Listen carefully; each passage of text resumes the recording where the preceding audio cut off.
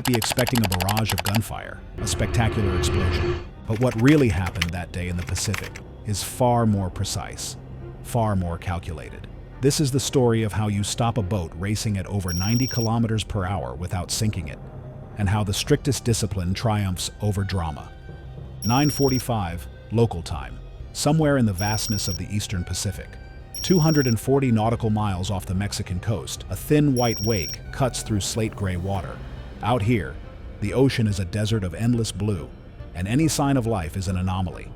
The speed is far too high for a simple fishing boat. That's a certainty. It carves the sea with an arrogance that speaks of urgency and purpose. 4 outboard motors churn the water into a white foam. 5 men on board, silhouettes hunched against the wind. Taut blue tarps cover a cargo they clearly want to protect from the sun and prying eyes. No fishing nets, no flag to declare its allegiance, no automatic identification system, the AIS that allows ships to be tracked, a digital handshake between legitimate mariners. It's a ghost on the water, and that makes it a target. It's the kind of profile a Coast Guard crew can spot from 1,000 miles away, a profile etched into 10 years of operational memory. At the helm, the pilot keeps the throttles firewalled, pushing the engines to their absolute limit. The boat's bow is trimmed just high enough to skate across the water, a delicate balance between speed and control. The conditions are good, too good for them. The wind is easterly at 12 knots. The sea has waves of 1 to 1.5 meters, 10 miles of visibility between gray squalls. They think they're alone, adrift in a world of their own making. They're wrong, because 25,000 feet above, a U.S. Coast Guard HC-130J Hercules is watching the ocean with infinite electronic patience. This aircraft is a formidable surveillance platform, a guardian angel with powerful senses, the eyes and ears of the surface fleet. For 7 long minutes, its surface search radar has been painting the contact, a persistent blip in the emptiness. In a high-speed chase, 7 minutes is an eternity. It's more than enough time to analyze, predict, and mobilize a response. The crew gives it a code name, Alpha 1. Its speed, over 50 knots. Its course, 320. Its behavior, a dead straight run. None of the characteristic zigzags or slow drifts of a fishing boat working its lines. There is no longer any doubt. This is a vessel with a destination, and it's in a hurry. The sensor operator slews the electro-optical and infrared turret, a marvel of technology that can see heat and detail from miles away. The screen fills with a stark, undeniable image. 4 outboard motors glowing with heat, 5 heads under hoods, no life preservers visible, no registration numbers on the hull. Suspicion instantly hardens into certainty. A case is being built, pixel by pixel. Every action, every non-response is meticulously recorded, time-stamped, and logged. The aircraft enters a slow, graceful orbit, a predator circling high above, unseen and unheard. It's building an irrefutable case in pixels and timecodes, a digital chain of evidence that will be impossible to break. The trap is closing, but it's doing so according to very specific and very strict rules. Down below, on the surface, a national security cutter is already moving to flank the target, a steel gray hunter closing the distance. On its flight deck, swept by the powerful rotor wash, the HITRON detachment prepares its most effective tool, HITRON, for Helicopter Interdiction Tactical Squadron. These are the specialists trained for years for these exact moments. Their specialty, ending high-speed chases at sea, a task that demands a unique blend of pilot skill and marksman precision. The helicopter is small, fast, and equipped with the precise tools needed to end a chase without ending a life. The aircraft commander goes through the checks like reading a musical score, his voice calm and steady over the intercom. Each piece of equipment has a role. The LRAD, a sound cannon for clear, unmistakable warnings. The machine gun, loaded and ready for warning shots. And the precision rifle, not to aim at people, but only at the engines. A surgeon's scalpel against a machine's heart. The marksman inspects his weapon one last time. He makes sure the optic is free of the corrosive salt film that can blur a target at a critical moment, that the mount is stable against the vibration of the aircraft. He confirms his understanding of the rules of engagement. He makes sure that what happens next will be about machines, not people. This is the heart of the doctrine, the unwavering principle that guides every action. There's a reason this escalation ladder is built the way it is. The Coast Guard's mission is to protect life and enforce the law at sea. In that order, always. The doctrine doesn't run, it walks. It's a deliberate step-by-step process designed to give the suspects every possible chance to comply before force is used. First, radio calls. Then, visual signals, like the brilliant blue law enforcement light. Then, audible warnings from the powerful LRAD. Each step is an opportunity for the chase to end peacefully. Next come the warning shots, fired in a safe direction, away from the boat, a clear and loud statement of intent. And only then, only if a vessel still refuses to comply and the risk analysis concludes it must be stopped, precise disabling fire against the machinery. The ocean is unforgiving, even when people behave. When they don't, this meticulous procedure prevents the situation from escalating into a chaotic battlefield. It provides a framework of control in an uncontrollable environment. The helicopter lifts off, banks, and slides into the chase. At 400 feet and 80 knots, the crew can read the go-fast's wake like handwriting. Tight, long, impatient. It tells a story of fear and desperation. The HC-130J gets into position and begins recording every second. The helicopter's on-station time is 48 minutes at this range. The clock is ticking. That's enough time if the ladder is climbed cleanly and efficiently.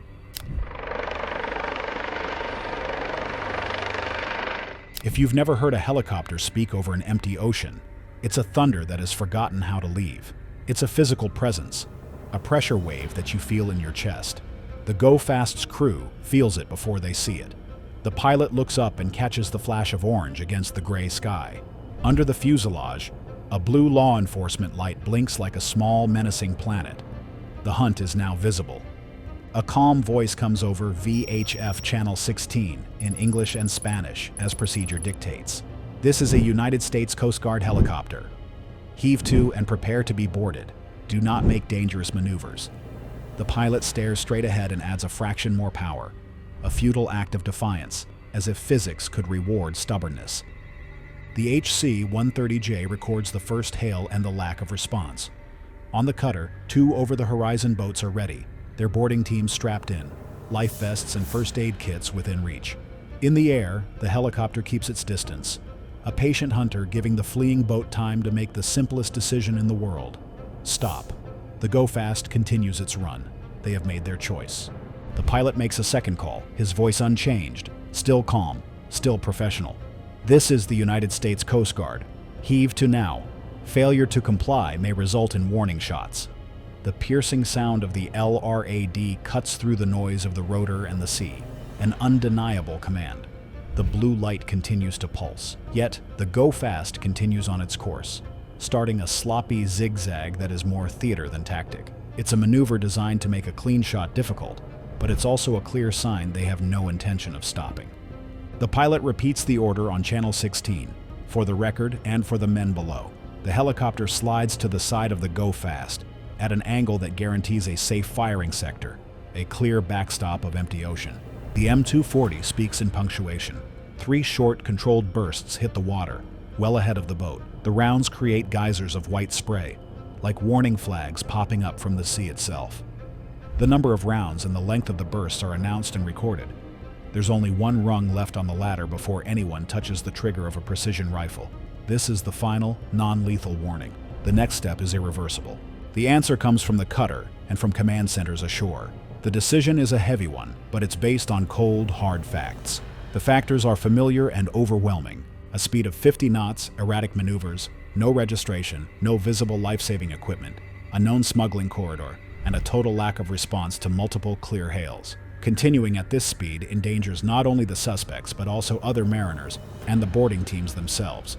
An interception at this velocity is incredibly perilous. The authorization arrives, calm and sober. Disabling fire approved, engines only, in accordance with doctrine and training. Disabling fire is not a spectacle. It's a matter of checklists, firing arcs, and profound humility.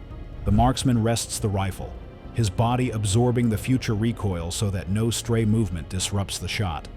He controls his breathing, syncing it with the rhythm of the helicopter, waiting for the perfect moment between swells. The rifle's report is strangely faint against the heavy thrum of the rotor. Down on the water, the outboard motor sputters and loses its fight against momentum, coughing out a plume of smoke. The wake shrinks by a boat's length. The first engine is dead. Same cadence, same care. The second shot is fired. Another motor sputters and dies. The boat sags into the water, and the zigzag becomes a clumsy stagger. The escape is failing. One of the men on deck raises both hands in a gesture of surrender, then looks to the pilot for permission to keep them up. The pilot shouts something the helicopter can't hear, and makes a sharp, desperate turn. Another shot, another small plume of mechanical failure. The last working engine fights a battle it cannot win. The pilot makes frantic little circles with the wheel, as if he could draw a harbor beneath them. A futile attempt to regain control, the sea makes its decision. The go-fast drops from a sprint to a jog, then to a complete stop with the weary inevitability of gravity. Everyone hears the sound that replaces speed, the gentle lapping of small waves against the fiberglass, the flapping of a loose tarp in the wind finding every edge on a human face. The silence is deafening. The surrender comes as it should, visible and total. Hands go up. The pilot himself cuts the last engine. The helicopter widens its orbit, the blue light still flashing for the camera and for any other boat that might be watching a story turn into paperwork. From the cutter, the two fast boats are launched, their hulls slamming against the waves. The approach is deliberate, tactical.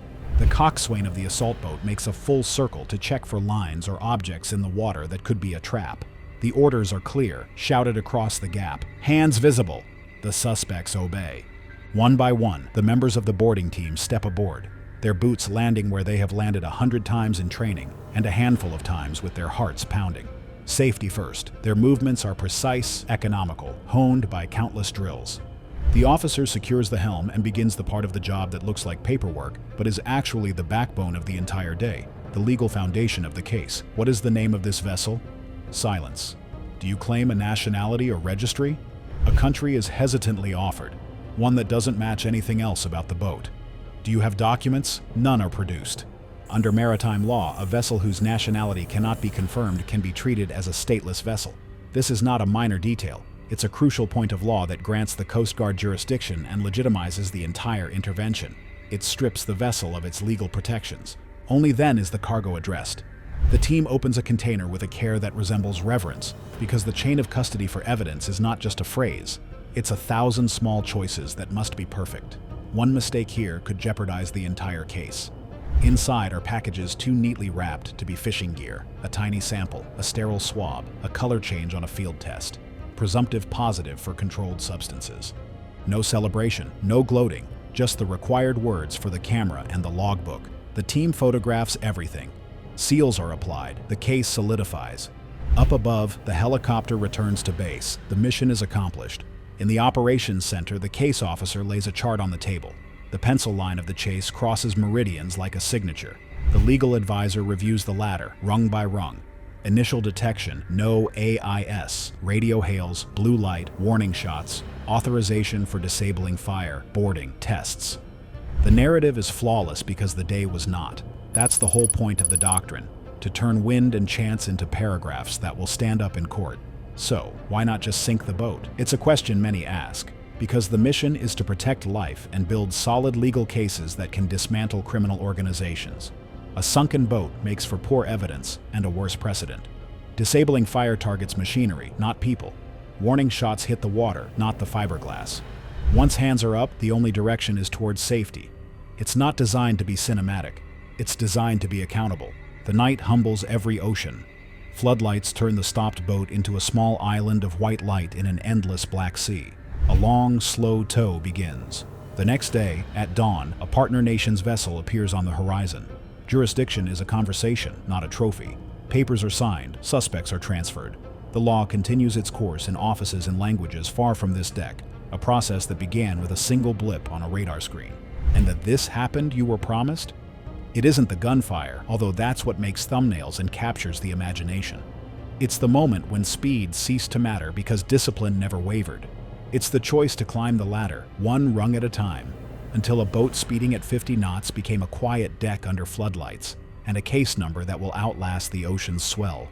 We build these breakdowns from public procedures, reported cases, and the seamanship that experience turns into instinct. The names are changed, the call signs are generic, but the doctrine is real, the physics are real, and the sea, as always, is the final judge. Next time, we'll take you on a different kind of hunt, the narco subs, Low-profile vessels navigating just inches below the surface, painted the color of the horizon, almost invisible even to the machines designed to see everything. They are ghosts in a much realer sense. If disabling 4 outboard motors seemed demanding, wait until you see a helicopter tracking something designed to be mistaken for a wave. This is how you stop a boat without sinking it. This is how the U.S. Coast Guard turns 50 knots into 0 and a dangerous choice into a day in court. Subscribe so you don't miss our next analyses.